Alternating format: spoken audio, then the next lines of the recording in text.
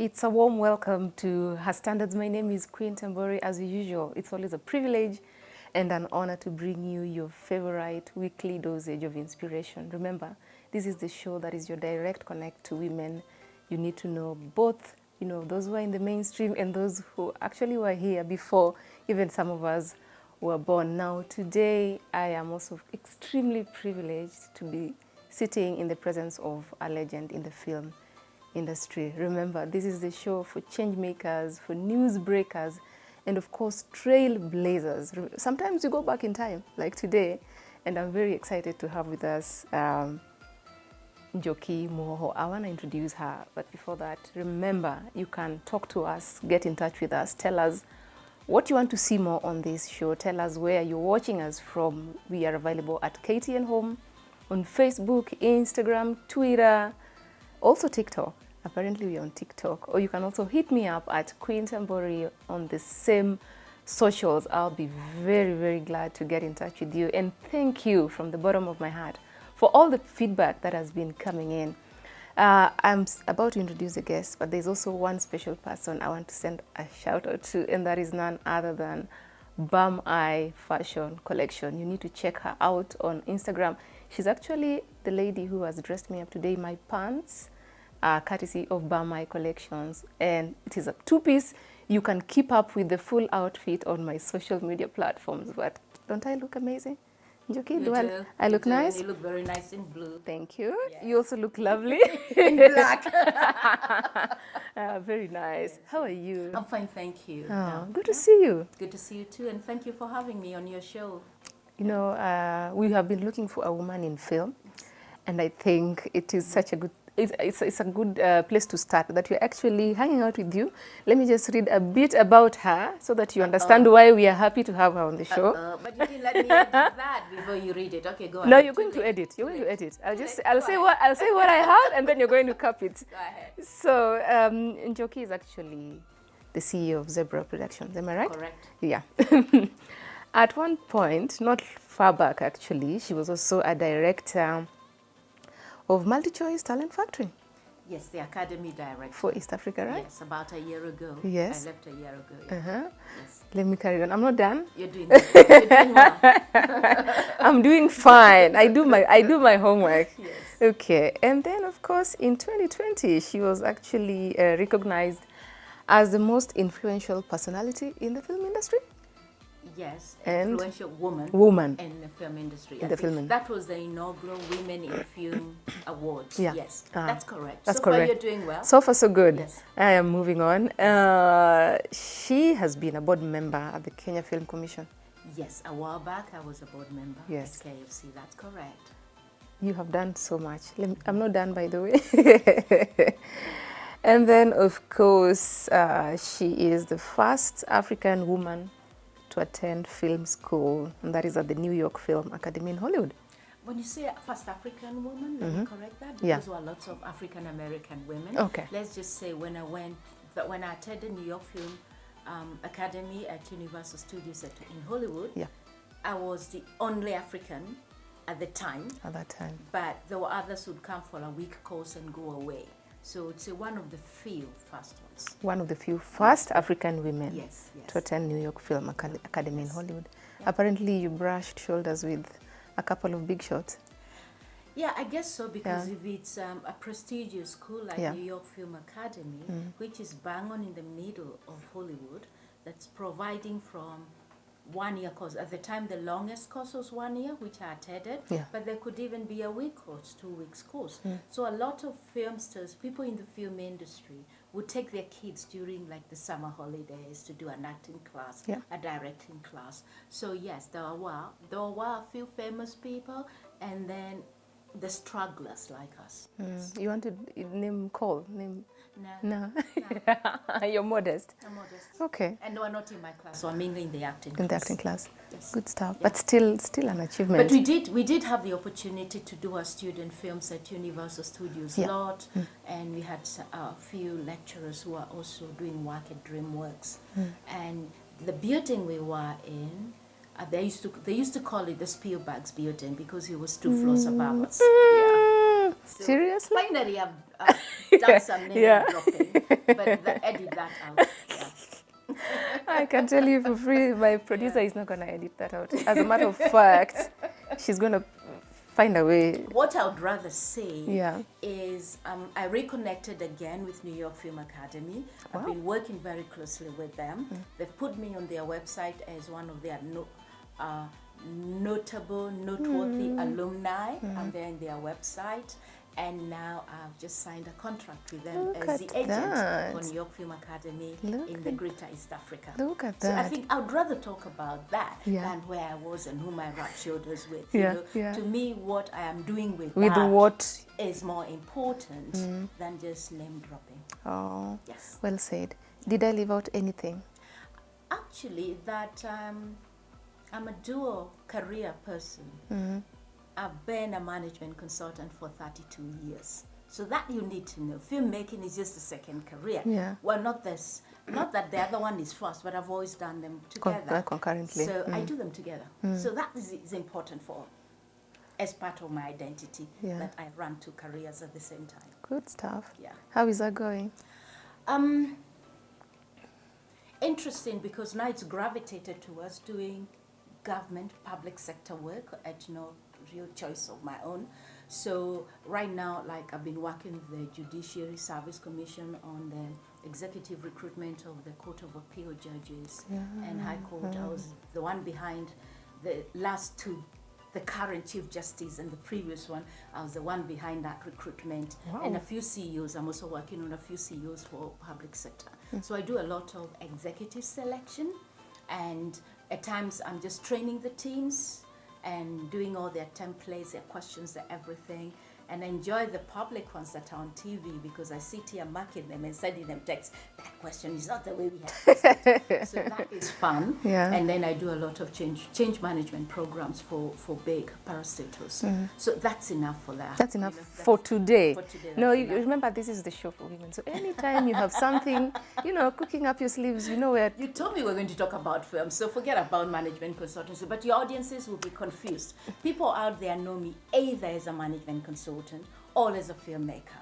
Very few know me in my two, unless they meet me out there like in ragged jeans and everything, and they're looking at me like, we're used to seeing you in dark suits as a consultant. So I explained, today I'm in my creative mode, I was telling my producer today that I have a feeling I have seen that face somewhere. In fact, I was asking you, PA, does she act? I mean, that face is so public. I've been on KTN so many times, giving commentary on management and HR issues. Okay. What I'm going to say is that these careers, in my opinion, they seem to be worlds apart. So that represents the kind of person that you are? Or? I am not, yes. I am left brain and right brain, and somehow they work together at the same time. Yes. Interesting. You're also in my house, which I designed myself, so that also tells you something about the creative side of me. I'm so sorry at this point, because you won't be able to get to see the beautiful house. That's a privilege for us. You would not see it. But you can trust me when I say it is. Good job. It's well done. Anyway, Njoki, let's move to the crux of the matter. That's what people... Let's talk film. Amazing. I wanted to ask you, because how long have you been in the film industry? I think it's 18, 20 years, because at times I haven't done it continuously. Yeah.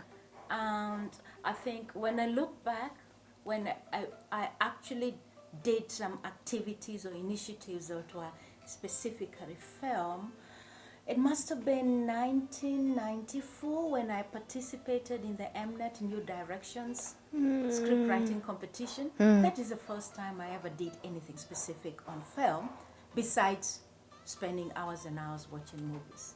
Yeah. So it goes back to 1994. And I just did a script just because I thought I've watched so many movies. I'm a creative writer. I'm sure I can write a film. Yeah. But I didn't know, and I say write a film is because I didn't even know the term script writing, screenplays and all that. I didn't know any filmmaker in person. And I participated in the competition just because I needed a break from work, because I was stressed out while working at Price Waterhouse. And then, lo and behold, I became the national winner. Then I thought, oopsie, either this is the biggest fluke of the century, or maybe I have a little talent I might not know about. So I promised myself I'll one day take a sabbatical that's not less than 6 months, and I go and learn with the best. Then I'll know whether I've got it or not. That's how I ended up in Hollywood 4 years later. And what did you discover? That I could be a fantastic writer. I went there also with the attitude, I don't want to be a cameraman, woman. I don't want to be a director. I just want to write. And they kept telling me, because I was one of the mature students in the class. The others were very young American kids. And I kept saying, I don't want to be a producer. And they were like, but the way you talk here, the way you tell us about your consultancy work, you're already a producer. And I refused to see it that way. Then when I came back home, actually, it's Mnet again who called me and asked me to be executive producer for their biggest drama series, the first biggest drama series within East Africa. So I started my job as a producer, as an EP, an executive producer. I started from the top, then worked my way down. And worked your way down. That was, which film was this? This was Changes. Changes, yes. Oh. How long did you do that? We did 3 seasons of it. I think the first season was 2006, 2008, and I think 2010. So it was like a year in between, but we did 3 seasons. I might not get the years right. Whether we started 2004, 2006, I can't remember. Good stuff. What do you think, if you give us an overview of what's happening in the film industry? Especially in Kenya today, because our target audience is local, although we still get a few people who follow us across. What do you think has changed? And is it good change, or is it bad change, or is it a bit of both? Can you first talk about what's changing? What is changing? You have to talk of how it was and how it is and where it's going. There are 3 phases of it. Because when you change, there's got to be the status in which you're changing, so you can see what are the variables that are changing. I think traditionally, a long time ago, most of the people in the film industry were seen to be school dropouts who took the camcorder and started filming the village wedding. There was a lot of that. And the perception being so negative towards filmmakers, or just seen as those people with a camera. So even for me, as I was entering the industry, there were only 1 or 2 people who were standing out as filmmakers. And every time there was a festival, it would be the same films by the same people that are being screened. That changed, especially when the university started offering courses in filmmaking and all that. I think the attitude started changing, that this is a real solid career. And then we started getting a lot of returnees, Kenyans who've been trained in South Africa, in the US, in the UK. So people stopped having, I think the dynamics changed, the narrative changed, that film was not for the school dropout, that film was not just for the person going to video the wedding in the village. But so I'm very connected with the film industries across Africa. And one of the things that fascinates other filmmakers is the number of women producers in Kenya. If you go to Nigeria, there are lots of male producers. But in Kenya, try and list the top 50 producers, chances are 90% will be women. Ooh. And even look at some of the many big productions, either on the free-to-air or pay TV, majority are women. I don't know how that happens. That was going to be my next question. I think it's because women can multitask a lot, and to be a producer, production is like, you've got to know human resource management, you've got to be a caterer, you need to understand camera department, you need to understand interior design, you have to, it's just that ability to multitask a great day. So there's a producer, okay, if I get you correctly. Is there a producer inside every woman? I think so. In fact, the way a woman manages their household, that is a production job. I didn't see that coming. But Grace, I hope you can pull that out and put it in a nice e-shot, and then we can circulate it on our platforms. Maybe you can say it again so that everybody can hear that. What was the question? You said the way a woman manages something, that is a production. Is there a producer in every woman? You ask, is there a woman in it? Is there a producer inside every woman? A woman in every producer. Is there a woman? Is there a producer? Is there a producer in every woman? Yes. By the nature of the woman, by the nature in which we multitask, even at home. Yes. If you think of every function in the home as a department, and how the woman holds that all together, surely that is the 101 of production. Yes. That's an award-winning production. Yes, yeah. Very interesting, Njoki. And these changes that we are talking about, are there some that when you look at the changes in the film industry, you look at them and you go like, ooh, where did that come from? Or maybe this we should not entertain, or this, nobody should do that in the industry. Let me go back to the changes. I already talked about production. Yes. The technical. Kenya has always kind of stood out in the technical standards. We've always been there. And there's a time I did some research when I was trying to contribute to the film policy. And I realized because of Nairobi being a hub for a lot of TV commercials, then that upped the technical skills a great deal. So we've always been high up there on technical skills. What was lagging a bit behind was storytelling. And having been involved a lot even with the Nigerian industry, because I was a juror from when they started the AMVCA, that is Africa Magic Viewers Choice Awards. I was a juror from the first year that they launched it, and then on the third year I was a chief juror. So I've had a chance to see a lot of Africa films. Just now, 2 months ago, I was a chief juror for the Uganda Film Festival. I've been a patron for the Burundi International Film Festival, and there are many other juries that I volunteer for.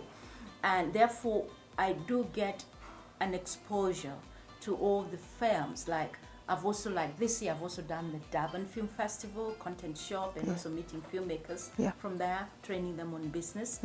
And so I have a good feel of the productions that are produced each year. Technically in Kenya, we are very superior. We have improved a lot in storytelling, but we are not fully there. You're not fully there. Now, the day we fix the storytelling, nobody will. No one will catch us. Africa. Yeah. Nice. So, what are the developments are there in the film industry that I don't like?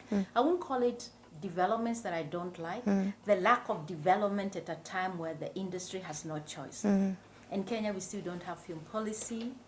We still can't get rebates and incentives unless literally you go to the minister and say, please, I've got these people coming in, can they get a rebate? Because we don't have the rules and the regulations, the policies already instituted, because it cannot be done without the policy. I don't know why that policy is always stuck in Parliament. I've lost count on how many drafts, but it's been drafted and redrafted for the last, I think, 22 years. So to me, it's not a bad development, it's a lack of development. At least a negative development, if there's a word like that, means at least something is happening. Something is moving, but when you in the wrong sit direction. still, the worst thing to do is to sit still in a world that's changing. You're as good as dead. So are we killing the industry by not having a policy? Maybe. Maybe we are. You know, I feel like you had a premonition of my questions, because we are in the electioneering period, and this is when, people come to us. This is when voters are very powerful, because that vote can actually change a lifestyle, can change a lifetime, can change an industry. And right now, if there's a time that parliamentarians or politicians are looking for citizens, it is actually now. Because this is when they're selling to us their manifestos and their agenda. I am not sure whether you have had an opportunity to listen to, I don't know how many horses there are in the race. I'm not sure whether you had an opportunity to probably just pick out what they have listed in different manifestos regarding or touching on the film industry.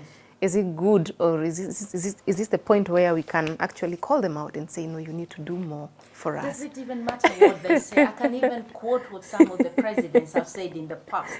I've even in my research, I've quoted it, like they have said about the youth, the creative industry, but is it executed? Is it? To me, actually, the problem It is a mechanism for making laws, because there is a system.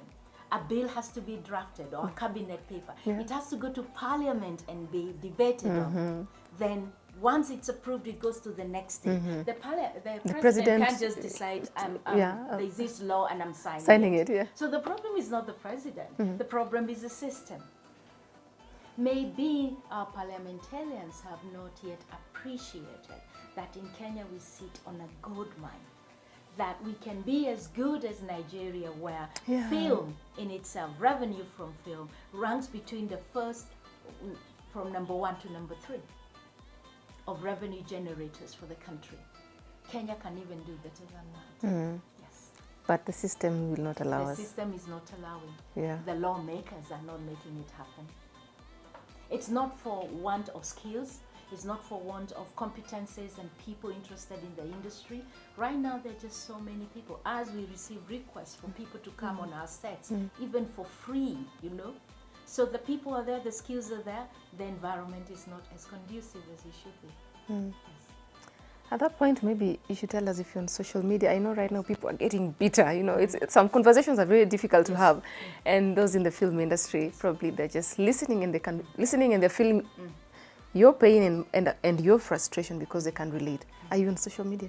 I am in social media. Okay. Yes. How do we get to you on social media? For me, I just use my name as it is. I'm there on Instagram, on Facebook, on LinkedIn, those three. And I'm active on it, actually, like my Facebook, although just for a few months. In the last 2 months, I just went inactive for health reasons.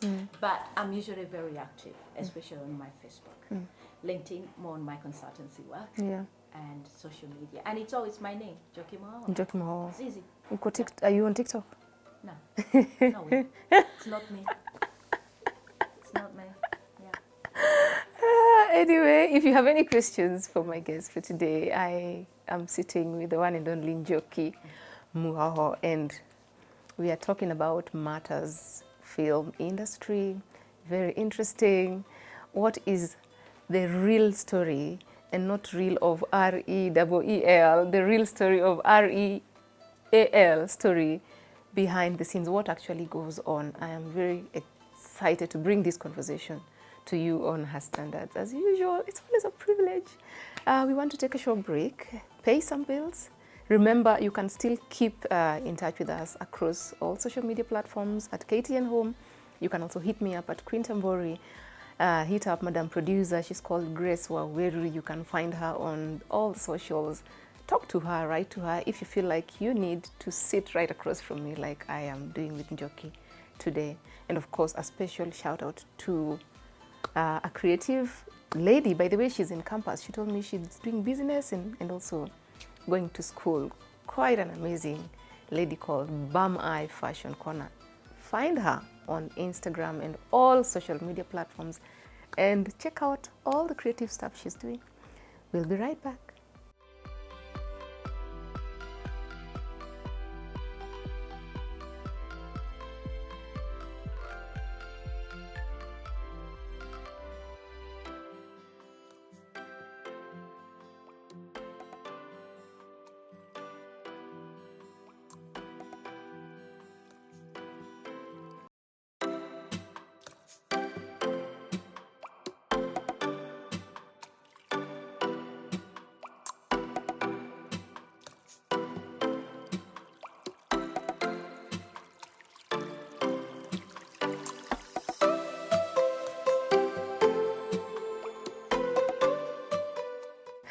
Welcome back to Her Standards with me, Queen Tambori. I hope you are enjoying the show as much as I am. I'm hanging out with the legendary Njoki Muhoho.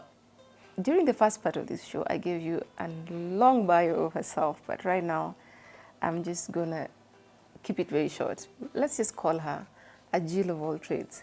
But currently, she's multitasking. She's in consultancy, but she's also scripting.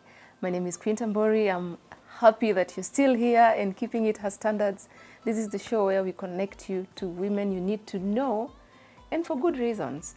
You need to keep it here to the end to fully understand why we keep saying that. Remember, if you want to get in touch with us, You can talk to us on KTN Home across all socials. I appreciate the love and the following that is coming through to my social media pages. I'll try as much as possible to respond to each and every comment, question, feedback, I promise. If I haven't, it's only a matter of time. And of course, you can also talk to our Madam Producer. She's called Grace Waweru. You can find her on all socials. And why do you need to talk to her? Because you know someone who deserves to be on this show, or there's a topic you want us to discuss. We'll really appreciate that kind of feedback. Tell us where you're watching us from. Tell us what's happening in your environment. And of course, tell us what you think about today's guest. Do you have any questions for her? Maybe you can just hit us up, drop them at the comment section. As a matter of fact, I've started receiving some of them. I will ask her as many questions as I can. She's also on social media as Njoki Muhoho on Facebook, Twitter, LinkedIn, Instagram. Yeah, so don't hesitate to reach out to her. Are we good for the second part, Njoki? Bring it on. No, earlier on, we were talking about, you know, we have this new crop of content creators. Yes. Yeah, because what's happening now is that as long as I have a phone and I have access to a YouTube channel, I can create content. Do you think, is that good or bad? You asked about what developments have been in the industry. Yeah. Before, a lot of excuses were, oh, we don't have the equipment is expensive, the duty on the equipment is expensive. But haven't we made award-winning films using our phones? Yes, we have. So what excuse do people have for not making making films? I get very saddened when you get these young filmmakers straight from the university, straight from college, and they sit home feeling miserable, like, I can't make any film because I don't have a camera, I don't have lights, I don't have this and that. But they can spend hours on the phone? I mean, surely, surely. And there are all sorts of competitions internationally on mobile phone films. Even Kenya Film Commission is doing it, Alliance has an annual one, and even my students, my former students from Maticho's Talent Factory, they joined all sorts of festivals worldwide. Yeah, even the international Emmys, of which I'm a member of, every year. Right now, there's a current competition, which is just a 1-minute film on peace. Surely you can do that on your phone using God's light, you know? And I think God is the greatest gaffer on earth and heaven, all over. So what are people waiting for? I don't understand. Yeah. It's an excuse. It's an excuse. It's an excuse. So get down to work. Yes. Yeah. Get down to work. Yeah. How many scripts have you written, if you were to count? Actually, I haven't written even a quarter of the number of scripts I would like to write. So even when I say I'm a script writer, it's not that big because I supervise more of the script writers. But for African Magic Films, I think I did 6 films. I've got one that's, I'll not give details about that till later. And all the TV series that I've done, I've also written some of the episodes. But mainly is managing a team of writers. Right now, the production I am on, which is from a paid TV station, and it's an adaptation. I've got a head writer who reports to me, and under her are 6 writers. So I have to approve that as well before it even goes to the client. So I'm not writing as much as I would. It's very difficult to be producer and a writer. You've got to stop one to do the other. Yeah. But I'm hoping to do a lot more writing. I ask you that because someone is asking. Yes. How do you come up with all these stories and all these characters? But you know, the problem is the world today, there's so much noise. When I say so much noise, I think people are afraid to be on their own. They want to be in parties, they want to be in noisy places. But when I'm driving, it's a great time to create characters and listen to them, talk to each other. You spend a quiet moment and let the characters develop in your head. But if you're like this all the time, when do you get to create that world? You cannot create an imaginary world when you're so noisy with the current world. You've got to stop one to get into the other. See what I mean? I love my quiet time. And also every person you meet gives you some elements of a character you like. So I take one aspect of your character, I take one from your producer, I put them all together and I make a character. It's easy. You just need to have moment with yourself.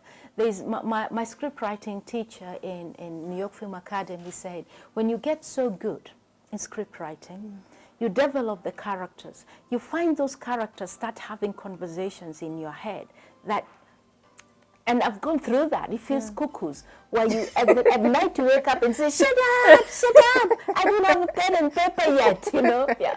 So when you get to that level and you've created a world, you have defined the world so well. How do people speak? What do they like? What is happening? And you see it in detail, in color, in pitch and tone, then your characters emerge. And you don't even have to sort out the dialogue. You will know when Njoki says this, Grace is likely to say this, Otieno is likely to say that, because you've created those characters, so the dialogue comes out very easy. Yeah. When are you most creative? Or it just happens, it depends on... When I'm taking long drives, I also take lots of walks alone. At times it could be on a golf course playing alone. That time when I'm with nature, I'm admiring nature, that is when I'm most creative. Not when I'm sitting at the desk. When I'm sitting at the desk, it's the output, it's I'm getting it out and putting it in words. But I don't create when I am typing. That is an output. The thinking has happened before. I love being alone in crowds, so it might be at a restaurant or sit at a corner.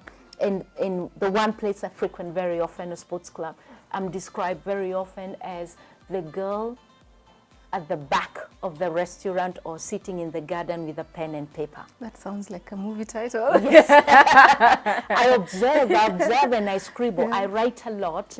I always have a journal, and I just make sure I have a good book and a good pen, and then I sit anywhere.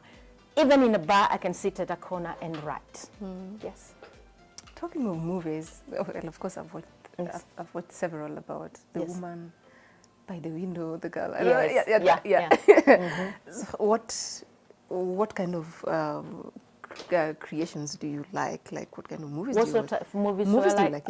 My favorites are dramas and thrillers. I love crime. Maybe I was a criminal in my previous life. I love crime. And I just like the whodunit kind of films. And I also like, what do you call it, historical dramas. Things that are developed on some facts that happened in the past. I know they're difficult to produce. I don't think I ever produced that because they're very expensive. But I like that. I like period dramas. Those are my two favorites. I've seen quite a number of, Kenyan productions actually making, finding their space outside, even including, platforms such as Netflix. Have you had an opportunity to have a look at them? Watch this space, that's all I'll say. But I've watched a lot. I do watch every film that gets, whether it's on Netflix or Showmax, or any Kenyan film. If I can't make it to the theater to watch the what do you call it, the premiere, I would watch it from whatever platform they take it to. But then there are many more that are produced, but they don't make it to Showmax, they don't make it to Netflix, they don't make it to the free-to-air for the KTNs and all that. There's a lot more being produced than we are watching. But my luck is being a jury in so many competitions. So I'm spoiled. You're spoiled. I watch a lot. What is your honest opinion when you look at them?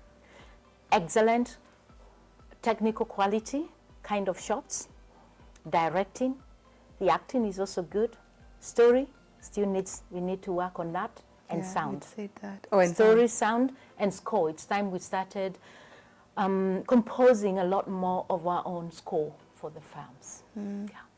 I also tend to watch a lot of South African movies. I love the production. Okay.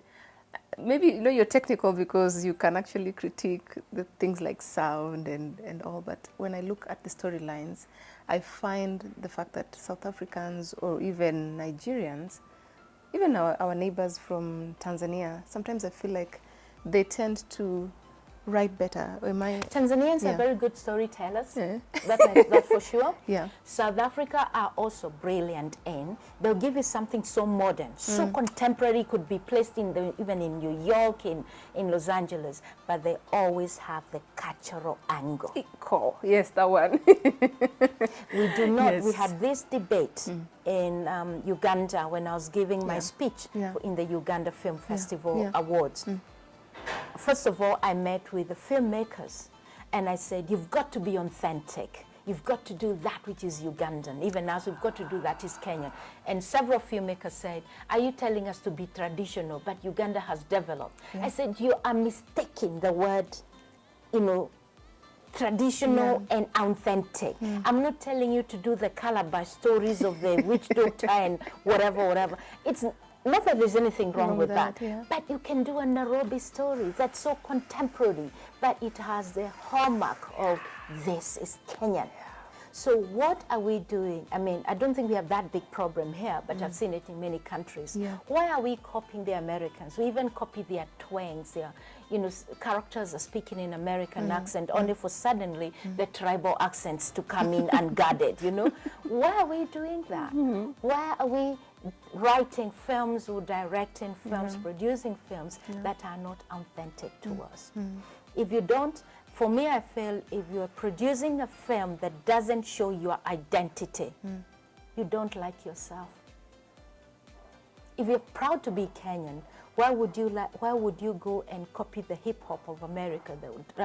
You would tailor it to who you are. So if you don't know who you are or you hate who you are, go copy others. I have no sympathies.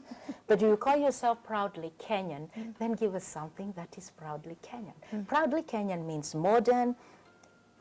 It's also traditional. It's just like when we speak English, We speak, I keep saying I speak Kenyan English. We speak Kenyan English. I go to Uganda, it's Ugandan English. It's, so what's wrong with that? Why am I copying somebody else where I've never been? I don't even have a grandmother or a great-grandmother from that area. Do we hate ourselves that much? Good question. Do we hate ourselves that much? Maybe there's a point where you can, log onto our social medias and respond to that question from our guest for today. Do we hate ourselves so much that we don't want to represent what we believe in and who we are in our films? I don't know. We'd really like to know that. Talk to us on KTN Home, Queen Tambori. You can also hit Njoki Muhoho directly on her socials. A question came in, by the way, I almost forgot. And someone is asking, having been around, what would you like girls in this industry to know? That's a very generic question. Yeah. First of all, your career is your own hard work and decision. Don't wait to blame somebody and say, because of so and so, I didn't make it in this and that. Yeah. So know where you want to go and work hard towards it and do your homework. Don't wait for somebody to define your career. Don't wait for somebody to define your happiness. It's your responsibility. Yeah. For me, that's the main thing I tell people. If you're feeling miserable, don't blame others. Ask yourself, what is this that you want to achieve that you haven't achieved? And what are the barriers in your path? And what are you doing about those barriers? Barriers could be two things. It could be your own development. So you need to develop yourself in one or the other. Yeah. Two, it could be potential that you're not utilizing.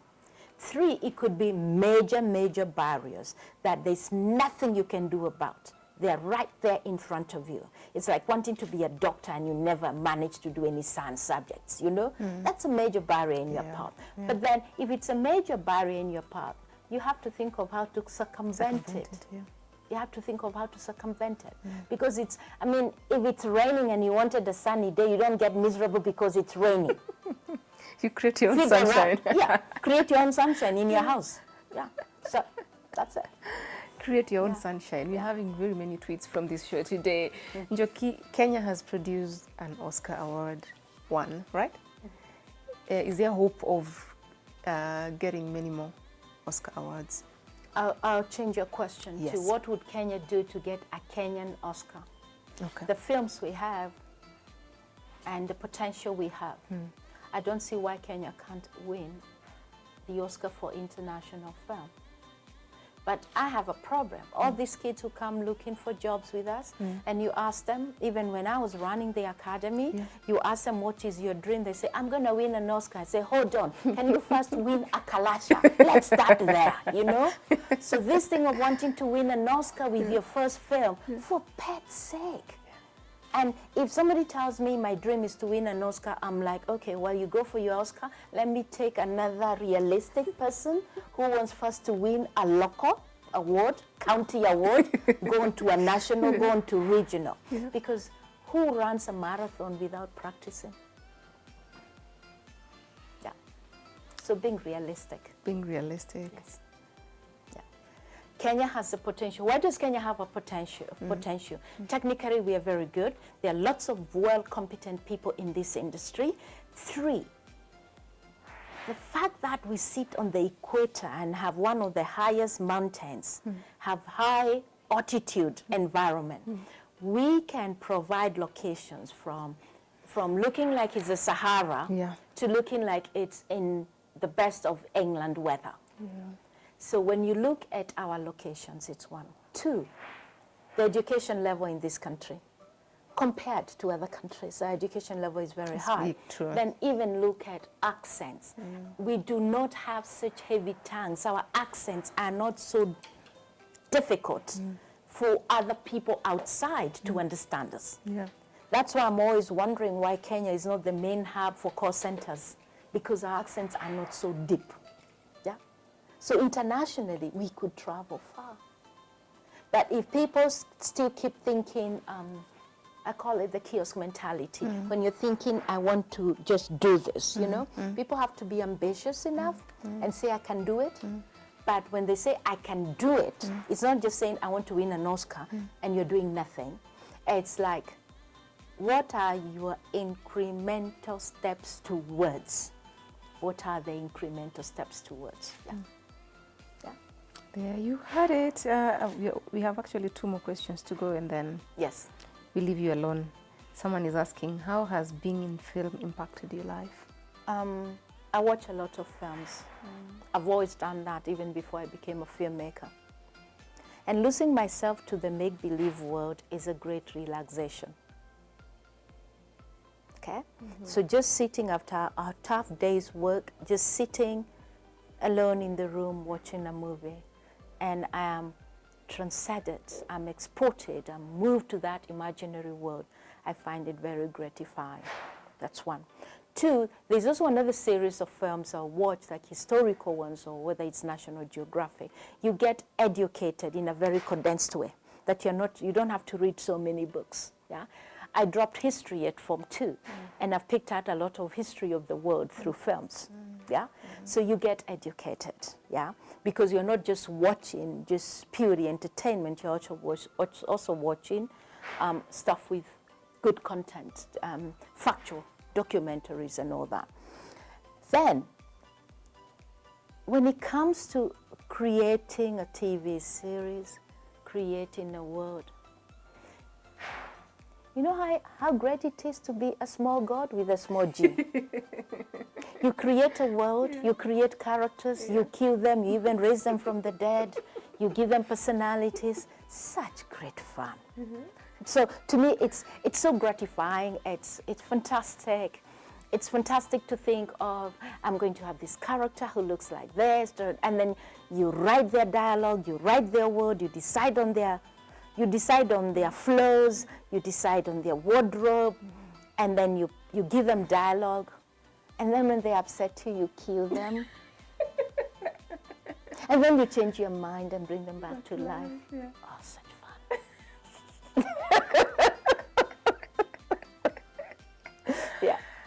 I guess better you know exactly what happens in the mind of a filmmaker, and Njoki has explained it explicitly.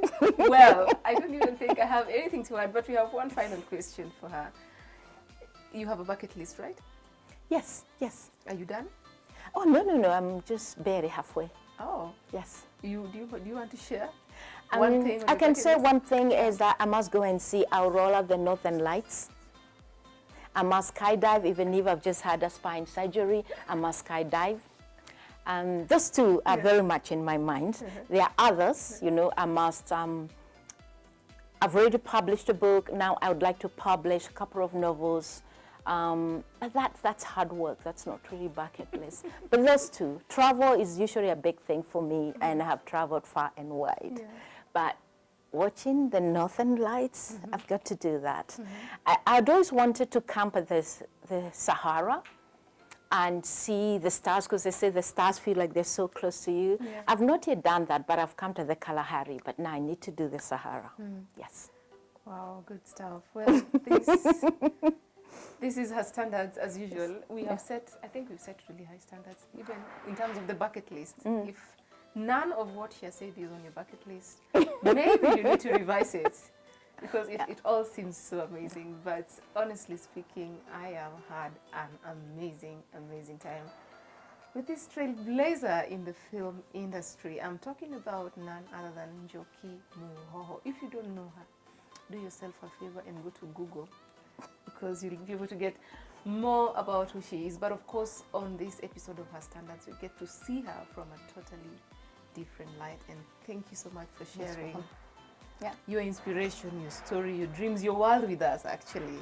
It has been an honor, and I just want to say asante sana from the bottom of my heart. Remember, this show doesn't end here. We always like to keep it live and exciting. We are available on socials. Talk to us anytime. My business time is 8 to 5 p.m., but there are exceptions. So hit us up on KTN Home, Quintembori. You can also talk to Njoki Muhoho on all the socials. Let us keep this conversation going. If you have any comment, feedback, we wouldn't mind to hear from you. Now, from us here at KTN Home, it is asante sana. Thank you for keeping it here for a whole hour, you know, just listening to our amazing stories. Till next time, it is asante from us, and bye for now. Don't forget to check out the social media platforms of my fashionista for today. She's called Bam Eye Fashion Creations. Bye for now.